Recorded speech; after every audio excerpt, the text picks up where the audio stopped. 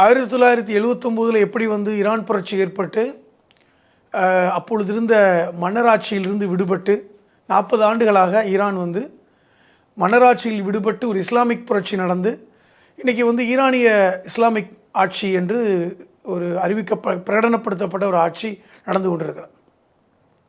அந்த ஆட்சியில் கிட்டத்தட்ட அதிக வருடமாக ஒரு சுப்ரீம் லீடராக இருந்து கொண்டிருப்பவர் இந்த அயதுல்லா கமேனி. கிட்டத்தட்ட 89லிருந்து 30 வருடங்களுக்கு மேலாக அவர் தான் சுப்ரீம் லீடர்.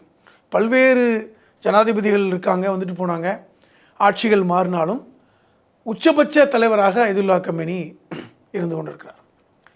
அவருக்கு இப்போ வயது 88 நெருக்கி 88 வயதாயிடுது. அவர் ஒன்றும் சின்ன வயதால் இல்லை.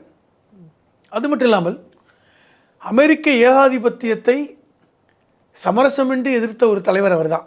சமீப காலங்களில் நீங்கள் பார்த்தீங்கன்னா 2ஆம் உலகப் போருக்கு பின்னாடி அமெரிக்காவை எதிர்த்த நாடுகள் என்று சில நாடுகள் தான். அதில் பல்வேறு நாடுகள் வந்து சமரசம் செய்து கொண்டார்கள். பல்வேறு தலைவர்கள் கொல்லப்பட்டாங்க. சதாம் ஹுசேன் கொல்லப்பட்டார், கடாஃபி கொல்லப்பட்டார், பனாமாவுடைய அதிபர் கொல்லப்பட்டார், வெனிசுவேலாவுடைய அதிபரை வந்து சமீபத்தில் பிடிச்சிட்டு போனாங்க. இப்போ அமெரிக்காவை எதிர்ப்பவர்கள் எல்லோருக்குமே இதுதான் கதி அப்படின்னு சொல்லக்கூடிய அளவுக்கு ஒரு யதாச்சதிகார போக்கை அமெரிக்கா தொடர்ச்சியாக செய்து கொண்டிருப்பதை பார்க்கிறோம்.